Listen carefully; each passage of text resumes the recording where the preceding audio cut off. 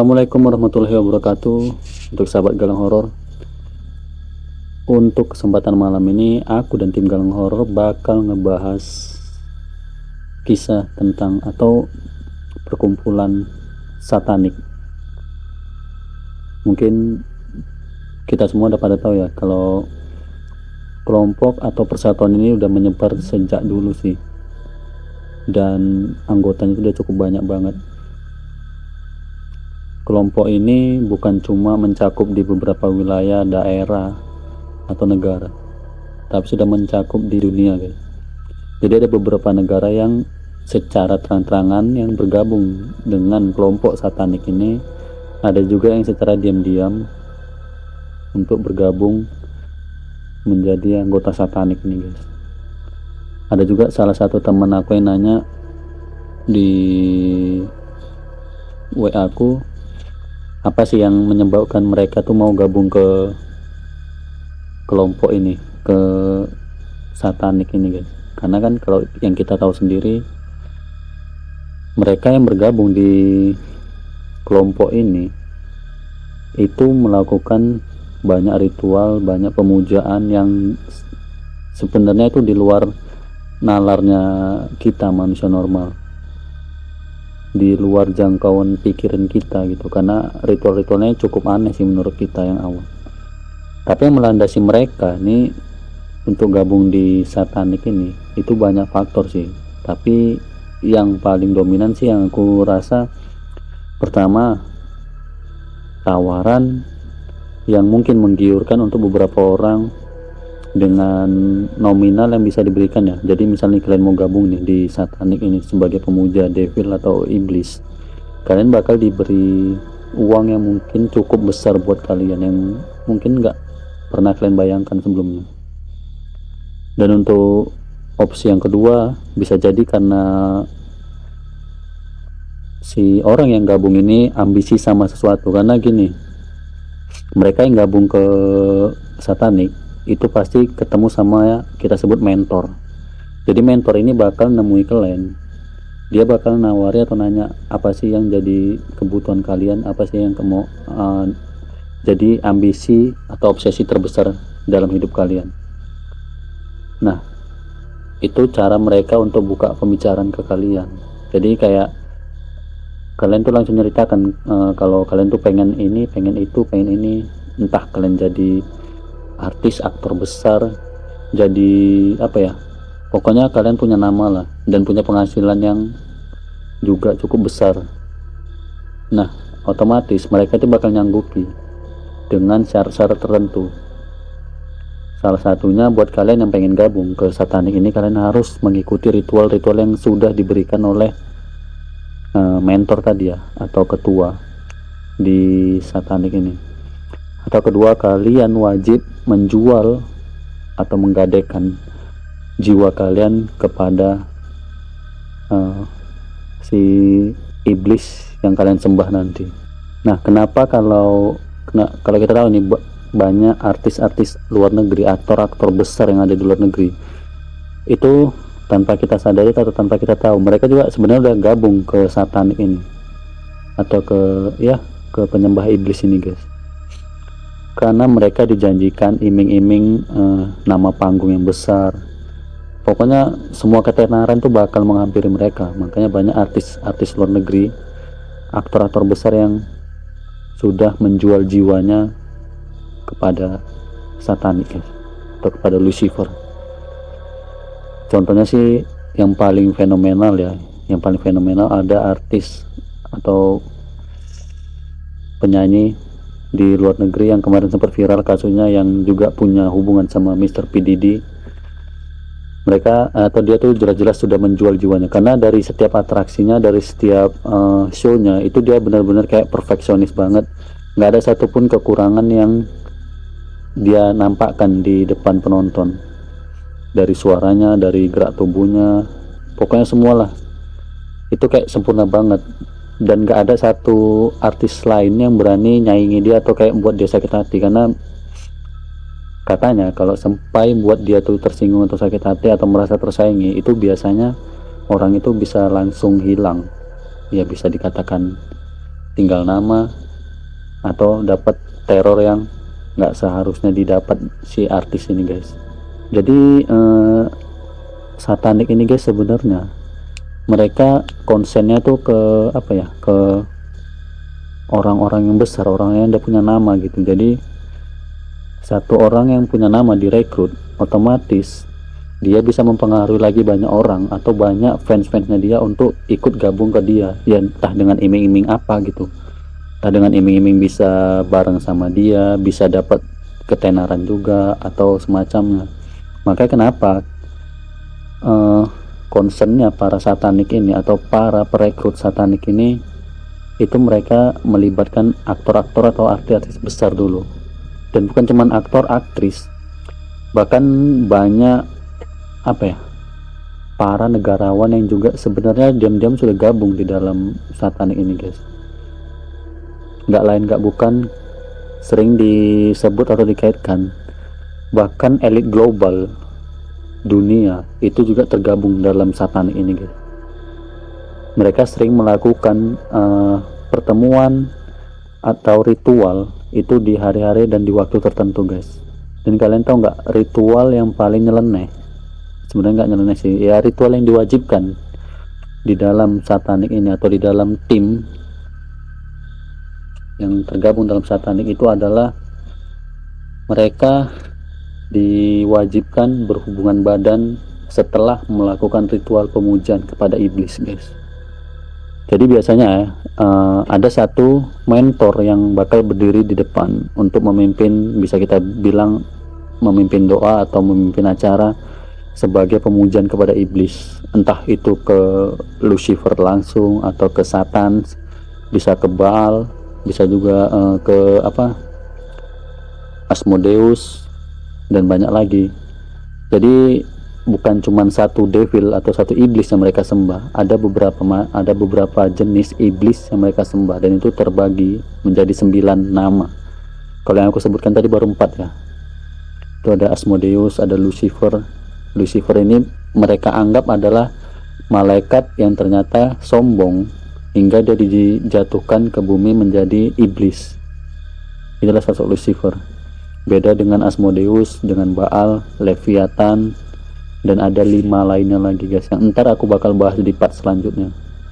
Tapi yang paling kental, yang paling menonjol di satanik ini ialah nama Lucifer, dimana Lucifer ini banyak banget muncul setiap ada pembahasan tentang satanik. Dan mereka setelah melakukan ritual atau pemujaan doa kepada Lucifer, mereka diwajibkan berhubungan badan. Jadi misalnya satu kelompok ada sekitar 6 atau 8 orang atau bahkan 10 orang nih dalam satu ritual. Setelah mereka melakukan doa, mereka ini yang berpasang-pasangan, ada 5 laki-laki dan 5 perempuan, mereka harus berhubungan badan. Dan yang lebih parahnya lagi guys, misalnya si A dengan si B, si C dengan si D, nah keesokan harinya atau di ritual selanjutnya mereka boleh bertukar pasangan, atau di malam itu juga mereka bisa bertukar pasangan. Yang tadi si A dengan si B bisa jadi si A dengan si C atau si D, dan mereka harus melakukan itu bukan cuma satu kali dalam satu malam itu, mereka bisa melakukannya beberapa kali sekaligus. Maksudnya bisa berulang kali melakukan hubungan badan dalam satu malam itu atau dalam satu ritual itu guys.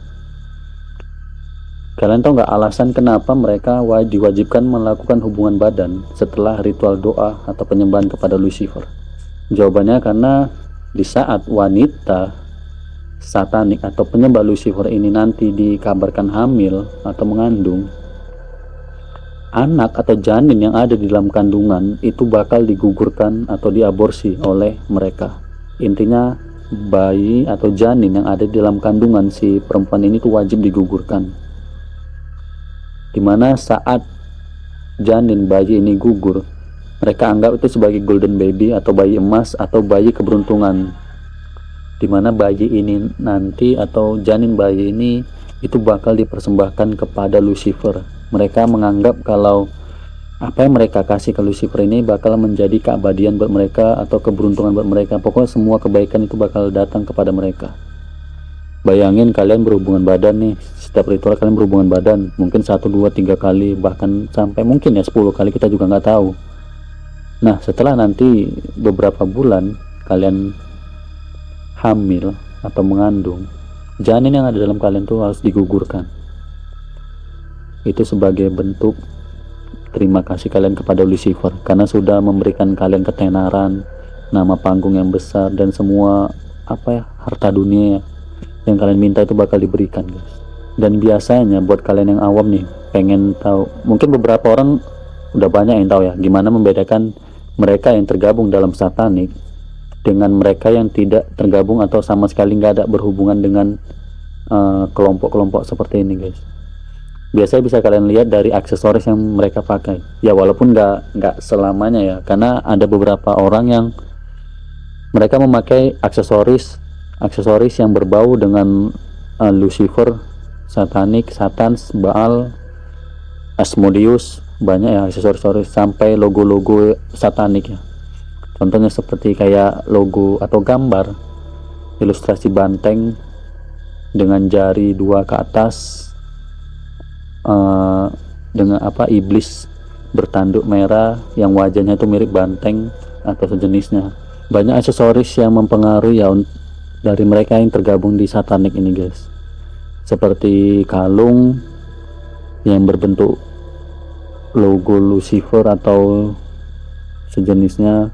Ada juga cincin yang biasa mereka pakai, itu ada kayak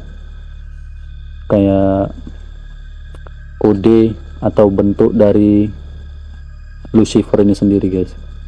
Kayak lambang kayak Lucifer tuh ada lambangnya kayak gimana. Itu biasa itu dicantumkan atau digambarkan di permukaan cincin atau di kalungnya. Ada juga topi atau baju-baju lain yang biasanya itu mereka kenakan sebagai tanda bahwasanya mereka ini salah satu kelompok pemuja Lucifer, guys. Tapi yang aku tahu ya, mereka yang menggunakan aksesoris seperti itu biasanya nggak semua ya. Biasanya mereka yang di kalangan atasnya atau bisa dibilang pemimpin-pemimpinnya, malah mereka nggak kelihatan mencolok. Biasanya yang kelihatan mencolok itu biasanya yang masih di bawah. Kalian tahu nggak, buat mereka yang udah gabung di satanik atau pemuja iblis ini, guys, entah itu mereka memuja Lucifer, Asmodeus atau sejenisnya, mereka mungkin ya itu nggak bakal ada yang berani keluar dari lingkaran setan ini, guys, atau lingkaran iblis ini.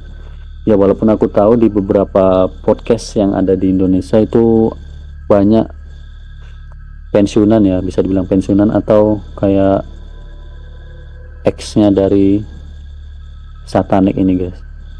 Ada juga stand up comedy yang udah terkenal ya, kalian juga tahu siapa ya, dia juga udah keluar dari satanik. Dan ceritanya dulu kalau beliau atau Bang Mongol ini, setelah dia memutuskan keluar dari satanik ini, guys, dia sempat sembunyi selama kurang lebih 2 tahun kalau aku nggak salah. Dia sembunyi selama 2 tahun itu benar-benar mengasingkan diri dari siapapun, nggak ada yang tahu dia ada di mana. Dan selama 2 tahun itu dia diteror rasa takut, sampai dia tuh sehari-hari sampai 8 jam atau 10 jam sekali dia itu membaca Alkitab. Dia berusaha cari tahu siapa Lucifer, siapa Tuhannya. Jadi dia terus mencari tahu dan membaca isi Alkitab untuk meyakinkan diri dia bahwasanya pilihan yang dia ambil itu benar. Karena setahu aku buat mereka yang kabur atau keluar dari satanik ini, dari pemuja iblis ini, mereka bakal dicari sampai manapun. Sampai ke ujung dunia mereka biasanya bakal dicari. Dan setelah ketemu ya bisa dipastikan mereka nggak bakal bernyawa lagi. Mereka bakalan dihabisi. Kurang lebih seperti itu. Jadi itu alasan kenapa para kelompok orang yang gabung ke satanik ini itu mereka takut untuk keluar dari zona ini, guys. X orang dari satanik itu perempuan. Aku juga kemarin sempat lihat videonya. Dia benar-benar sampai depresi atau frustasi karena makin kemari hidupnya itu makin kayak bukannya dapat kayak apa yang dia inginkan, tapi kayak makin berantakan, makin kacau. Dia kayak berperang sama pikirannya sendiri karena dia ini perempuan. Sementara selama melakukan ritual dia harus diwajibkan berhubungan badan.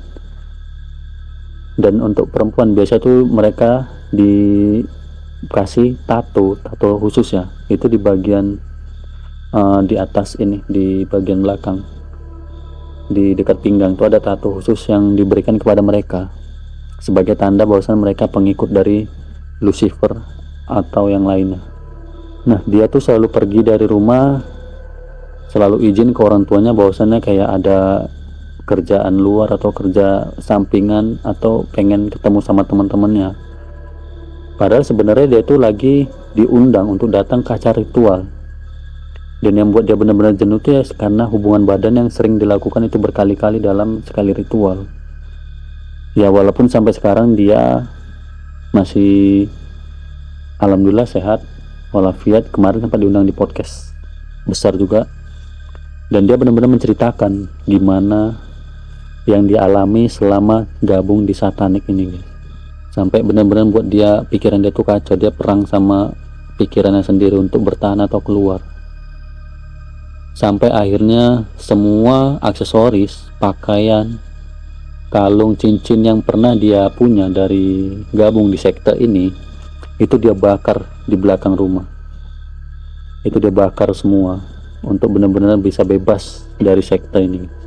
Dan aku pengen, kenapa ya malam ini aku pengen ngebahas tentang sekte satanik ini, karena aku lihat sih banyak orang yang seolah-olah ngerasa paling rasional, kayak mereka nggak yakin nih dengan klinik, dengan hal gaib, walaupun sebagian besar juga ada yang tidak mempercayai hal-hal ini. Mereka selalu membandingkan orang luar negeri, pokoknya negara-negara berkembang atau negara luar negeri itu sudah kayak membuat robot lah, membuat banyak penemuan-penemuan luar biasa yang jauh dari kata klinik. Beda dengan Indonesia, entah itu kereta cepat yang ada di Tokyo, Jepang, ada robot, ada bahkan motor yang udah bisa terbang sekarang, mobil listrik, segala macam. Bahkan orang yang terkaya di dunia, salah satu orang terkaya di dunia juga sudah kayak punya rencana pengen buat chip yang bisa ditanam di kepala manusia atau di leher manusia sebagai pengganti perangkat handphone. Jadi sesama manusia kedepannya dia mau ngebuat gak usah pakai handphone lagi, telepon, handphone dan sejenisnya. Mereka cukup ya kayak bisa telepati lah antar manusia. Itu chipnya bakal ditanam di kepalanya manusia. Bayangin, Elon Musk sudah mempersiapkan itu dari tahun-tahun kemarin, tinggal realisasinya aja. Kita nggak tahu ini benar-benar direalisasikan atau enggak, karena kayak bahaya banget gitu loh kalau sempat itu terjadi. Nah, luar negeri itu mereka selalu dibandingkan di Indonesia dengan klinik-kliniknya. Padahal kalian tahu nggak, ini menurut aku pribadi ya, terserah menurut kalian ini masuk akal atau enggak, tapi menurut aku pribadi, seperti yang di awal tadi aku bahas, orang-orang besar di luaran sana juga sudah gabung di sekte satanik ini tanpa kalian tahu, guys. Dan tanpa kalian tahu juga sering terjadinya ritual atau perkumpulan di mana mereka membahas gimana kedepannya sekte ini semakin berkembang dan semua umat di dunia ini bisa gabung di sekte ini. Dan mereka bisa mendirikan kerajaannya sendiri, mereka bisa menjadi Tuhan di dunia ini sendiri, dan mereka bisa melakukan apapun ke depannya. Mereka melakukan perbandingan di mana Amerika dan negara besar lainnya itu sudah membuat penemuan-penemuan besar, sementara di Indonesia masih dengan kliniknya. Nah, di sini mereka berusaha membuat pola pikir orang-orang di Indonesia ini atau orang-orang yang masih mempercayai tradisi leluhur itu beralih ke semua penemuan yang ada di luar negeri. Mereka fokus ke penemuan yang ada di luar negeri ini, guys. Mereka berlomba-lomba untuk saling merasa paling pintar, saling merasa rasional, sampai nanti semua ritual sekte satanik ini nggak diketahui, mereka semakin terselubung. Jadi dengan cara ini mereka nggak percaya dengan klinik, mereka nggak percaya dengan ini itu. Dengan cara ini mereka bisa lebih gampang dipengaruhi. Kalian ngerti ya maksud aku? Jadi kayak Mereka diiming-imingi dengan penemuan-penemuan besar, dengan ilmu pengetahuan yang luar biasa yang nggak ada mungkin di Indonesia. Mereka bakal tertarik dengan dunia luar, dengan luar negeri, dengan Amerika, dengan ya kayak Eropa. Mereka bakal rame-rame mengunjungi daerah ini atau mengunjungi daerah-daerah besar ini, negara-negara besar ini, untuk kayak sekedar cari tahu seberapa besar perkembangan mereka, seberapa banyak udah hal-hal besar yang mereka temukan. Secara nggak langsung nanti mereka itu bakal disipi dengan pengaruh-pengaruh yang bisa mengajak mereka atau beralih ke satanik ini, guys. Jadi media promosi mereka ya dengan ini, dengan hal-hal besar, penemuan-penemuan besar yang ada di negara luar ini, guys. Jadi sebenarnya ada beberapa orang yang masih mempertahankan tradisi di Indonesia, tradisi leluhur yang ada di mungkin di tanah Jawa, di Sumatera, atau di daerah-daerah lain. Itu sebenarnya aku dukung sih, karena nggak sepenuhnya harusnya kalian melupakan tradisi leluhur, karena nggak ada salah-salahnya juga. Tradisi leluhur itu dari dulu udah memang ada, yang memang udah tertata rapi, udah ada runut alurnya, juga udah ada kayak segala yang baik-baik udah dirangkum di dalam tradisi-tradisi yang ada di Indonesia. Jangan kalian terpukau sama penemuan luar, jangan kalian kayak nganggap negara kalian sendiri atau daerah kalian sendiri tertinggal. Kalau lah daerah kita sendiri ini tertinggal, kenapa banyak negara luar yang pengen masuk kemari dan mau menguasai semua yang ada di daerah kalian ini, guys, di negara kalian ini, guys. Di Indonesia sendiri udah banyak, guys, orang-orang yang tergabung di satanik ini, guys, di sekte ini. Cuman kalian aja yang belum terlalu banyak tahu siapa-siapa aja. Aku juga nggak banyak tahu, tapi aku yakin dari 100% mungkin sekitar ada 20-30% umat di Indonesia atau warga di negara Indonesia ini udah gabung di sekte ini, guys. Tinggal mereka aja buat sekte ini di Indonesia jauh lebih besar. Jadi buat kalian yang nonton video ini, bisa kalian jadikan acuan ya.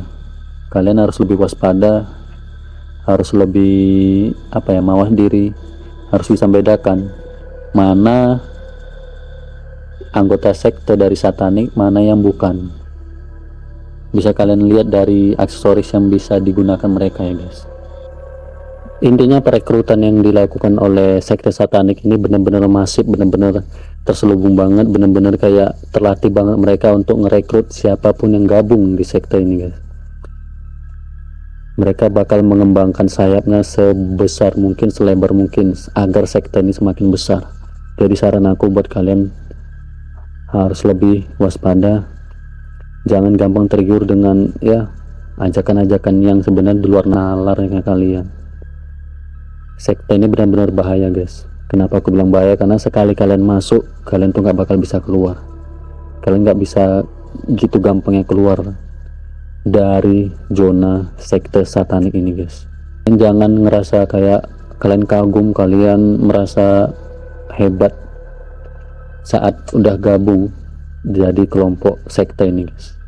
Karena sekali kalian masuk, seperti yang aku bilang, kalian nggak bakal bisa bebas, kalian nggak bakal bisa kabur kemanapun.